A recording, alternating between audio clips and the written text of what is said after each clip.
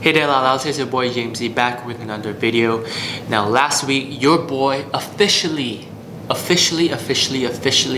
became a Canadian PR.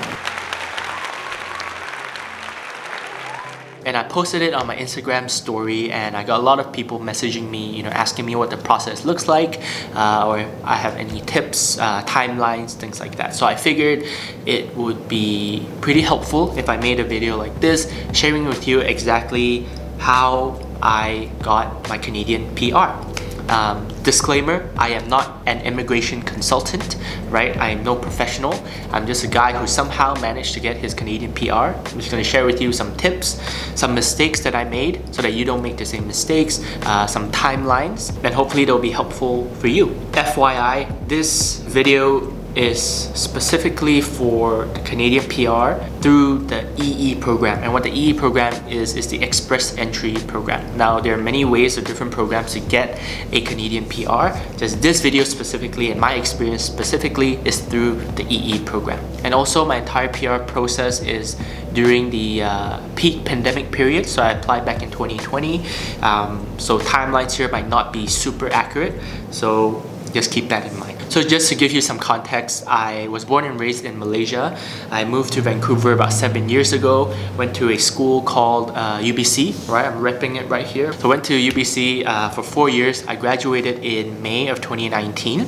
And I was lucky enough to get a job in July of 2019. So just a few months after I graduated. So the first thing that you need to know for this PR process, for you to even get started, is you need to have 1 year of full-time working experience before you can even start the entire process.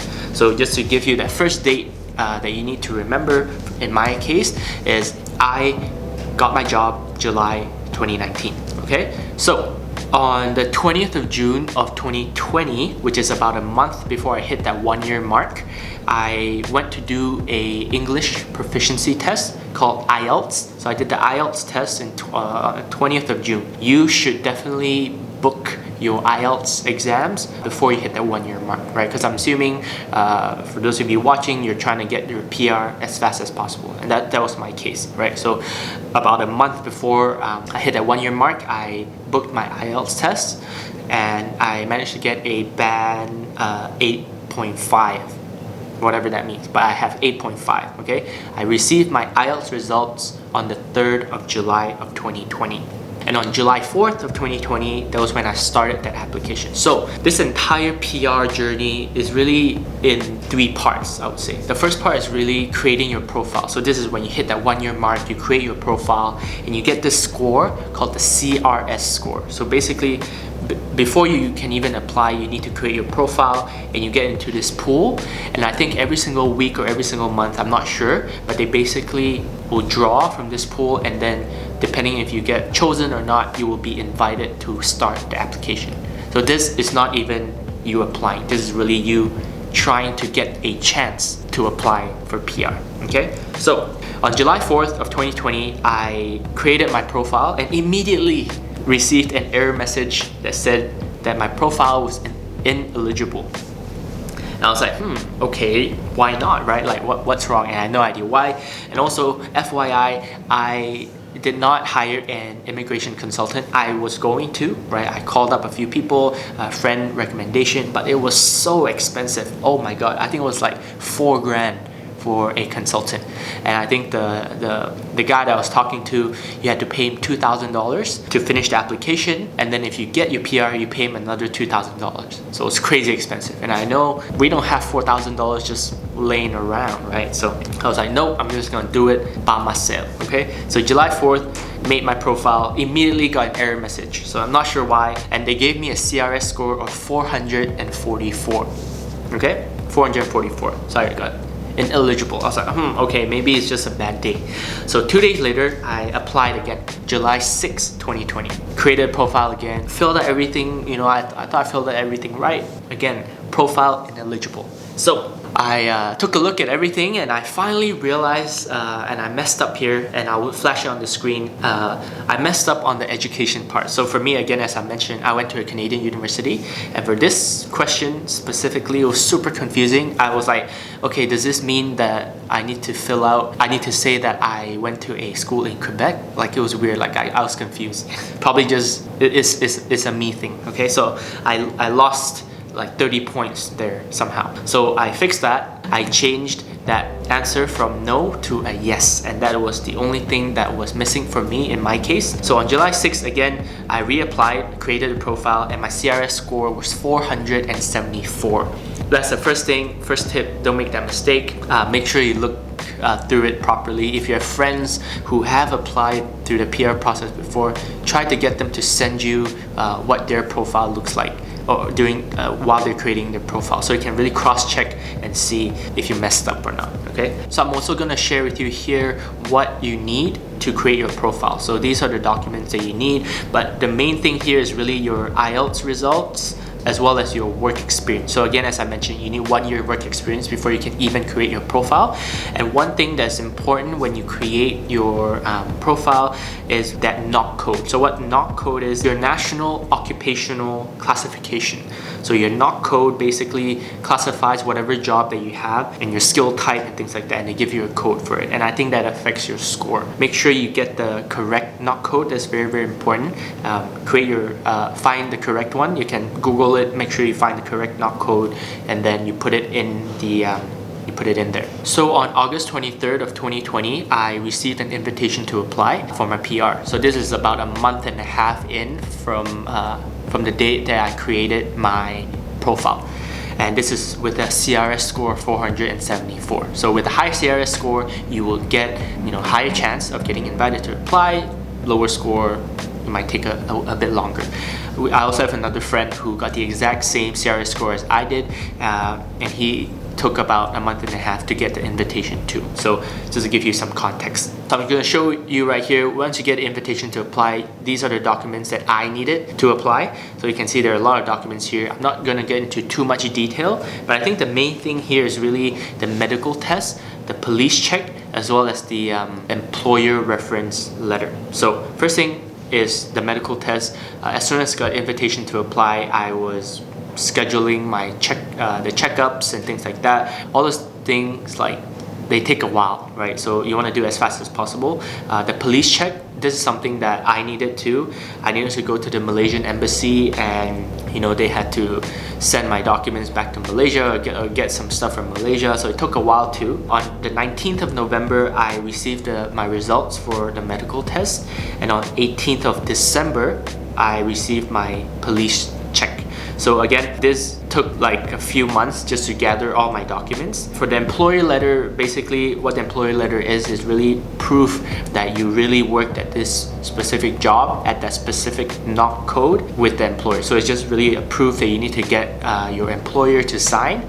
Now, one tip here is to pre-write your letter. So what I did, and this is from a tip from a friend as well, is really to pre-write the letter, before you send it to your employer, and be like, hey, hey, so and so, I am going through my PR application, and one part of it is really to get a employer reference letter. I already wrote out everything. If you can just sign it off, change anything if you need to, and get it back to me as soon as possible. So doing this allowed me to get the employer letter from my employers really quickly, because they just needed to sign the paper, and I could make sure that the employer letter showcased that, hey, this is the exact NOC code that I was involved in, right? So make sure you pre-write and write the employer letter yourself, get your employer to sign off, change anything if needed, okay? December 18th, 2020 was when I sent my full PR application. Now, on January 26th of 2021, I got an email. So one thing that you need to know is to make sure that once you create your profile in the immigration website, you will get email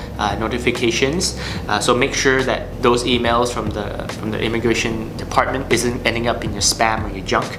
So you'll get updates. If there are updates on your profile, updates on your application, you will get email updates. So that's when you have to log in and check if you have a letter, if they need anything specific. So on January 26th of 2021, I received a letter asking to collect my biometrics.